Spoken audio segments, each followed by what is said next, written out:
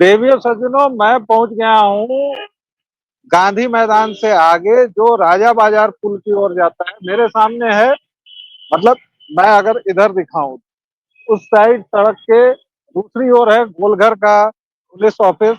और इधर जो मेरे पीछे दिख रहा है, ये सड़क जाती है गांधी मैदान की तरफ। और आगे मतलब जो आपको दिख नहीं रहा है, वो मेरे आगे जो हिस्सा है वो राजा बाजार पुल की ओर जाता है। लेकिन मैं आपको दो अलग अलग बोर्ड्स दिखाना चाहता हूँ। कमाल है ये, केवल और केवल बिहार और पटना में संभव है। अद्भुत दृश्य है। पहले आप ये बोर्ड देखिए। इस बोर्ड पर आपको दिखा मिलेगा बिहार राज्य फिल्म विकास एवं वित्त निगम लिमिटेड, बिहार सरकार का एक उपक्रम, पंजीकृत कार्यालय वगैरह वगैरह। अभी जो मेरा पीछे है वो गोलघर का उल्टा है, यानी ये राजा बाजार। लेकिन आपने ये देख लिया बोर्ड। अब आइए आपको एक दूसरा बोर्ड दिखवाते हैं। मजे की बात है, और जिस इमारत के सामने मैं टहल रहा हूँ, ये उस इमारत पर ये दोनों ही बोर्ड एक साथ लगे हुए हैं। कमाल की बात है। और ये देखिए, ये है लिखा हुआ, सॉरी, आप लोगों को मैं दिखाना चाहूंगा और मैं पढ़ देता हूँ। सुरक्षित स्मारक, यह स्मारक बिहार प्राचीन स्मारक और पुरातत्व अवशेष तथा कलिनाधि अधिनियम 1976 के अधीन राजकीय महत्ता का घोषित किया गया है। इसको जो भी नष्ट करेगा, नुकसान पहुंचाएगा, ब्ला ब्ला ब्ला करेगा, उस सब के ऊपर सख्त कार्रवाई की जाएगी। यानी ये एक तरफ हेरिटेज बिल्डिंग है और दूसरी तरफ यहाँ ये हो रहा है। और अब जब हम इसके अंदर प्रवेश करते हैं यहाँ से, तो आपको दूर वहाँ एंडी ब्रो दिख जाएंगे। ये कुछ गार्ड लोग हैं, हमारी बाइक्स लगी हुई हैं। और अभी जहां मैं जाऊंगा वो बिहार राज्य फिल्म निर्माण निगम का ऑफिस था। लेकिन अब वो क्या था, कैसे हुआ, उस पर एंडी ब्रो हम लोगों को बताएंगे। फिलहाल देखिए एक और बोर्ड, ये तीसरा बोर्ड मैं दिखा रहा हूँ। यह है कला संस्कृति एवं युवा विभाग। पीछे जो आपको बोर्ड दिख रहा है वो BSFDC का बोर्ड है। हालांकि उसमें अभी यहाँ कोई कर्मचारी नहीं है। एक बुलेट लगी हुई है और ये BSFDC का बोर्ड है। और यहाँ विद्याधर मिश्र हैं, ये परामर्शी हैं वित्त एवं लेखा बिहार राज्य फिल्म विकास एवं निगम लिमिटेड के, बिहार विद्याधर मिश्र। बाकी यहाँ अभी कोई ऑफिस नहीं है, वो उधर कुछ कुर्सियां रखी हुई हैं। और ये ऐतिहासिक महत्व की इमारत है जिसको बाकायदा बिहार सरकार ने इसको संरक्षित किया हुआ है। और उसी में वित्त निगम का, उसी में फिल्मों का ये भी दिया जाता है। खैर, ज्यादा चलने से मेरी सांसें भी फूल गई हैं। मैं अब आप लोगों को इसके पीछे के दृश्य दिखाता रहूंगा। और आप जैसा देख पा रहे होंगे कि एंडी ब्रो के पीछे सा गोल घर नजर आ रहा है। देखिए, अगर मैं ऐसे खड़ा हो जाऊं तो ये गोल घर मेरे पीछे है। मैं गोल घर की ओर जा रहा हूँ। आनंद जी, आप फिलहाल जी इस आसपास की इमारतों की और बाकी जानकारी हमारे दर्शकों को दें। जी जी, तो सबसे पहली चीज तो ये है कि इसमें जो इमारत देख रहे हैं ये असल में बिहार सरकार द्वारा संरक्षित, या ऐसी इमारत कहना इसको जो है वो उतना सही नहीं होगा। ये यूनेस्को वर्ल्ड हेरिटेज है। ये वर्ल्ड हेरिटेज साइट में से एक आती है। और बिहार में कई ऐसी हेरिटेज साइट्स हैं जिसके बारे में ज्यादातर मामलों में लोगों को पता नहीं होता है। इवन जो लोग गोलघर घूमने के लिए आते हैं, जैसा कि आप देख सकते हैं, ये मेरे पीछे की जो दीवार है और इसके सामने का हिस्सा जो है वो आप देख सकते हैं कि मेरे ठीक पीछे की तरफ गोलघर है और मेरे ठीक सामने की तरफ, मतलब मैं मॉरिसन हाउस के कंपाउंड में ही बैठा हुआ हूँ और मेरे पीछे वाली जो दीवार है उससे लगा हुआ गोलघर होता है। तो गोलघर भी जो आने वाले लोग हैं उन्हें भी पता नहीं होता अक्सर कि यहाँ पे एक हेरिटेज बिल्डिंग है और ये एक टूरिस्ट साइट है। और टूरिस्ट साइट में भी देखिए, टूरिस्ट साइट्स जो होते हैं वो दो तरीके के होते हैं। एक तो मान लीजिए जैसे डिज्नीलैंड किसी ने बनाया, तो डिज्नीलैंड आप किसी और शहर में भी बना सकते हैं। इस तरह के कई डिज्नीलैंड है। लेकिन मॉरिसन एंडी हाउस ब्रो, जो है ना, एंडी उसका जो ब्रो, ऐतिहासिक एंडी महत्व ब्रो, है वो आप दोबारा क्रिएट नहीं कर सकते। जी एंडी ब्रो, आप हाँ। लगातार बोलने के चक्कर में ये दर्शकों को नहीं बता रहे हैं कि मैं गोल घर के पास पहुंच गया हूँ। आप प्लीज मुझे भी देखते रहिए और कुछ कुछ बताते रहिए, वरना मैं नहीं, आपको ये इसी तो तरह गोलघर दिख रहा है, मेरे पीछे भी दिख जाएगा। इस बीच की दीवार है, मैंने वो दीवार तोड़ दी है पार्थ, आगे बढ़िए आप जी। और इसके पीछे जो गोलघर देख रहे हैं, वो गोलघर देखना बहुत महत्वपूर्ण है। गोलघर देखना महत्वपूर्ण इसलिए है क्योंकि इंजीनियर से भी गलती हो जाती है, ये आपकी समझ में आएगा। इंजीनियर्स को जो विश्वकर्मा समझ लिया जाता है वो नहीं समझना चाहिए। जैसे डॉक्टर्स के साथ होता है ना, कि डॉक्टर्स कभी कभी हाथ खड़े कर देते हैं कि भाई ये काम नहीं हो सकता, वैसे ही इंजीनियर्स को भी कभी कभी अपने हाथ खड़े करने चाहिए और लोगों को भी समझना चाहिए कि ये काम नहीं किया जा सकता या नहीं करना चाहिए। जैसे कि बाढ़ नियंत्रण का जो मामला होता है, बिहार में बाढ़ नियंत्रण के लिए जो तटबंध बनाने का मामला होता है, उसमें ऐसा ही होता है। नहीं करना चाहिए, लेकिन कुछ लोग करते हैं और वो मान लेते हैं कि वो भगवान है। तो ऐसा ही कुछ जो हुआ था वो गोलघर के साथ हुआ था। गोलघर बनाने वाले इंजीनियर्स को बेचारों को समझ में नहीं आया। हाँ, एंडी ब्रो बताइए। प्लीज प्लीज प्लीज, मैं जरा पहले आप उसका गोलघर का इतिहास बताएंगे, उससे पहले मैं वर्तमान दिखाना चाहता हूँ। देखिए दर्शकों, कितने अच्छे हम भारतीय हैं। एम के दिल बना हुआ है, उसमें तीर लगा हुआ है। आहा हा, तमा यार, ये तो हम लोग जब जवान हुआ करते थे तब भी यही चलता था। है रेहान, शमशाद और पता नहीं क्या क्या। ये देखिए भाई साहब, और ये जो माउन मतलब मॉन्यूमेंट है, ये प्रोटेक्टेड है और ये हेरिटेज है। और ये देखिए इस मोमेंट मॉन्यूमेंट की सुरक्षा का या इसका हालचाल। कुकुर जी कैसे हैं आप? कुकुर जी हैं। कुकुर जी सम्मान के पात्र हैं। सुप्रीम कोर्ट ने कह दिया है, अगर कुकुर जी को कुकुर जी न कहा जाए तो। एंडी ब्रो आप चालू होइए, और जिस भूल की बात कर रहे थे उसको भी देखिएगा। ये देखिए, ये जो दरवाजे लगाए गए हैं, ये नए दरवाजे हैं। और इसके अंदर जो एक और आपको वो दरवाजा दिख रहा है, वो असल दरवाजा हुआ करता था। और उसके साथ भी बड़ी अंग्रेजों ने क्या मजेदार किया बात था, है। ये एक गोल सी इमारत उन्होंने बनाई और इस इमारत में उनका इरादा था अनाज स्टोर करने का। अनाज स्टोर करने का इरादा था और अनाज को स्टोर करेंगे और अकाल वगैरह जब होगा तो उसमें से निकाल लेंगे। ये सोच करके इन्होंने ये इमारत बनाई, ऊपर से इसमें भरना शुरू कर दिया गया। बाद में पता चला कि इसका दरवाजा अंदर की तरफ खुलता था, यानी अगर अंदर अनाज भर दिया गया है तो दरवाजा खोला ही नहीं जा सकता था।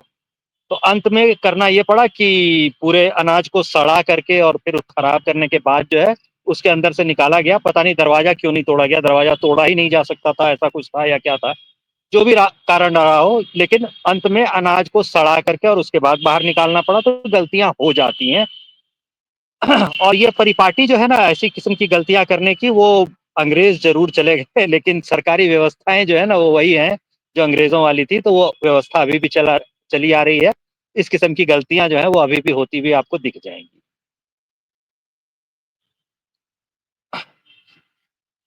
ऐसा यहाँ पर हम बिल्कुल भी नहीं है। ऐसा बिल्कुल भी नहीं है कि वो गलतियां अभी की सरकारें अगर कर रही हैं तो सरकारें इनके रख रखाव के लिए भी, जैसे मैंने अभी बहुत कुछ दिखाया होगा आपको। ये देखिए, ये हमारी लीला है, हम जनता की लीला है। ये पूरे गोलघर के चारों ओर इन भाई साहब लोगों ने सबका नाम वाम लिख दिया है। ये हम लोगों ने किया है नहीं, और ये ये सिर्फ सरकार इतना ही ने हम किया लोगों है। ने नहीं किया है। आप जब और इसमें ये गोल गोल सरकार ने किया लगा है। रहे हैं देखिए जी। सरकार ने उस पेड़ को कितना अच्छे ढंग से रखा है। यहाँ बैठिए, पार्क बना दिया है सरकार ने। अच्छी सोलर लाइट्स की व्यवस्था कर दी है। उधर देखिए बच्चे खेल रहे हैं, उधर आग तापी जा रही है। तो ऐसा नहीं है कि सरकार ने बहुत चीजें नहीं की हैं, लेकिन हम सुधरेंगे तब ना। हम नहीं सुधरेंगे। एंडी ब्रो आप चालू होइए। अब देखिए यहाँ पर एक चीज आपको और देखनी चाहिए। ये जो पार्क आप देख रहे हैं गोलघर से थोड़ा सा दाहिनी तरफ, उसमें आपको एक कोइराला साहब की मूर्ति लगी हुई दिखी होगी शायद, अगर आपने ध्यान दिया होगा तो। दिख गई होगी अगर कोइराला साहब की मूर्ति, तो हम कहें हाँ हाँ, आपसे चाहें बोलिए आप बोलिए कोइराला बोलिए। साहब के पास मैं चले उनको, जाएं। मुझे जाने में देर लगेगी लेकिन आप बताते रहिए तब तक। तो तब तक हम बता रहे होते हैं। तो ये कोइराला साहब की जो मूर्ति है, ये अब जैसे ही आप देखेंगे वहां नीचे का एक्सप्लेनेशन वगैरह पढ़ेंगे तो आपको पता चलेगा कि भैया ये तो नेपाल के राजनीतिज्ञ थे। अब नेपाल के राजनीतिज्ञ की मूर्ति भला यहाँ क्यों लगी हुई है? तो इसके पीछे जो कारण है वो ये है कि नेपाल की राजनीति जो है वो लंबे समय तक बिहार से चल रही थी। मतलब सारे के सारे राजनीतिज्ञ जो थे वो यहीं रहते थे पटना में कहीं ना कहीं, और यहाँ से ही वो लोग राजनीति अपनी कर रहे होते थे, क्योंकि अगर वो नेपाल जाते तो उनको गिरफ्तार कर ले जाने का खतरा था। इस वजह से वो लोग यहाँ पे रहते थे। तो लंबे समय तक वो यहाँ पे रहे और यहीं पर उनकी जान पहचान थी। मतलब बिहार के जो कांग्रेस के नेता थे वो लोग तय करते थे कि नेपाल की पॉलिसी क्या होगी। तो आज जो आप देख रहे हैं कि नेपाल में भारत के या भारतीय राजनीतिज्ञों के प्रति दुर्भावना है, उसकी जड़ में ये आपको कोइराला साहब की यहाँ लगी हुई मूर्ति जो है वो आपको उसकी जड़ में पहुंचा देगी। तो जब आप इतिहास देखते हैं और सिर्फ देख के गुजर जाते हैं तो ये बात आपको नहीं समझ में आएगी। वो जो इंडियंस गो बैक और media Indian media go back के नारे आपको नेपाल में सुनाई दिए होंगे, वो कहाँ से होते हैं, क्यों आते हैं, वो आपको यहाँ नजर आ जाएगा। तो आप एक बार कोइराला साहब और कोइराला साहब का जो नीचे लिखा हुआ योगदान का पटल है वो दर्शकों को जरूर दिखा दें, ताकि अगली बार अगर कोई यहाँ आए तो सिर्फ इसे एक दर्शनीय स्थल या फिर चढ़ने के लिए 180 सीढ़ियां थी ये सब न गिनता रहे, वहां पे देखने लायक जो नहीं चीजें तो थी मुझे ऐसा है कि मुझे लगता है कि शायद कोइराला की वो मूर्ति शहीद कर दी गई है, क्योंकि अच्छा मेरे पार्क। सामने एक झील नुमा कुछ चीज है, इसमें पंप वंप लगा हुआ है। ये देखिए, जो इसका पानी सूख चुका है, इसमें अच्छा गाद अच्छा, जमा होने का ये खतरा जाने है। और उसका विकास हो रहा है। इसमें शायद कभी किसी से जमाने में कमल वमल रहा होगा। और मुझे लगता है कि वो जो एक स्तंभ टूटा हुआ सा एक कोने में उपेक्षित सामने दिख रहा होगा आप लोगों को, इस जलाशय के पार, शायद वही मूर्ति का ये था, क्योंकि बाकी तो कहीं मुझे मूर्ति दिख नहीं रही है। मेरे पीछे हम्म। देखिए गोल घर है, अपने पूरे सौंदर्य के साथ। पता नहीं इसमें क्या सौंदर्य है। मुझे याद है मैं बचपन में लाया गया था यहाँ, मामा के यहाँ आता था, और सीढ़ी चढ़ने का कंपटीशन जरूर हुआ था। और उस समय तक गोलघर की छत खुली हुई थी, और उस छत पर एक छोटा सा पिलर है, वो एकदम बीच में है। और उस पर, मतलब अगर आप उस पर चढ़ के या बैठ के गिरेंगे तो भी उस परिधि में होंगे, उसके 10 फीट अंदर ही होंगे। लेकिन भाई साहब, जो डर मुझे उस समय लगा था, और शायद मुझे जो ऊंचाई से डर लगता है उसको कोई फैंसी सी बीमारी कहते हैं अंग्रेजी में, वो जो मेरा डर है शायद उसी समय की देन है। क्योंकि भाई साहब ने या किसी ने तो मुझे बिठा दिया था उस पर ले जाके, और पूरा पटना उस समय, मुझे याद है, इतनी कमाल की वो यंत्रणा थी मेरी, यातना इतनी जबरदस्त थी कि मेरे दिमाग में वो बिल्कुल छप गई है चीज। तो मैं उस समय उस पर बैठा और पूरा पटना मुझे दिख रहा था। कोई मल्टी राइज बिल्डिंग नहीं, कुछ नहीं। एक बिस्कोमान भवन, बहुत ऊंची बिल्डिंग अलग से दिखती थी, बाकी सब नीचे, और बहुत सारी जमीन खाली थी। आज का पटना, और ये बात मैं कह रहा हूँ आज से कम 35 साल पहले की। तो मुझे लगता है कि तब से अब तक गंगा में हम लोग टनों सीवर बहा चुके हैं। और एंडी ब्रो, इससे पहले कि पिछली बार की तरह हम लोगों का माइक धोखा दे जाए या फिर नेटवर्क, आप जल्दी से इसे कंक्लूड करें और मेरे पास गोलघर में चले हैं। इस जगह पे जब आप आते हैं तो यहाँ पर सिर्फ ये दो बिल्डिंग्स देखने की नहीं होती, इसके जो नेक्स्ट बिल्डिंग होती है, मतलब गोलघर से जब आप मॉरिसन हाउस की तरफ आएंगे तो जो नेक्स्ट बिल्डिंग होती है वो कमिश्नर का ऑफिस है।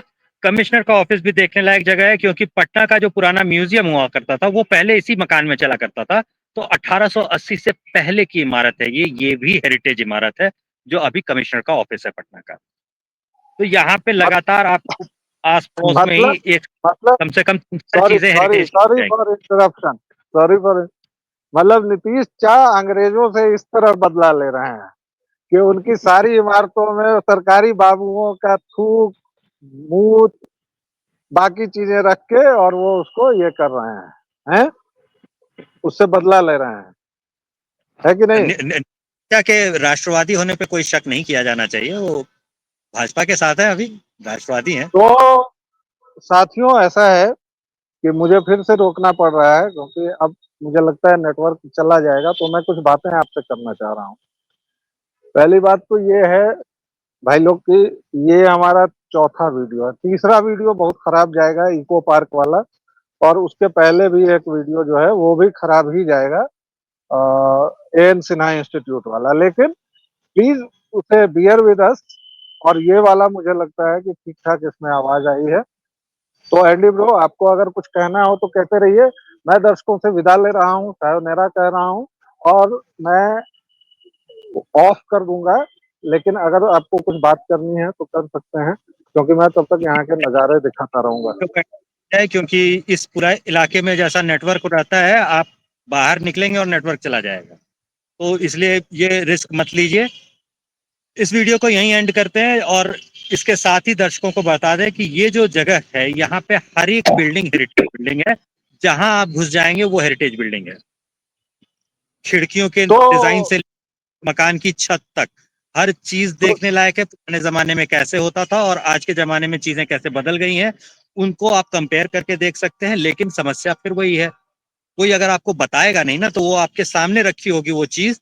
तो जो अति परिचय से होत है वाला जो दोहा होता है एक वृंद का, जिसमें कहा जाता है कि मलयागिरी की भीलनी चंदन दे जराए, तो मलयागिरी की भीलनी की तरह हम लोग चंदन जला रहे हैं।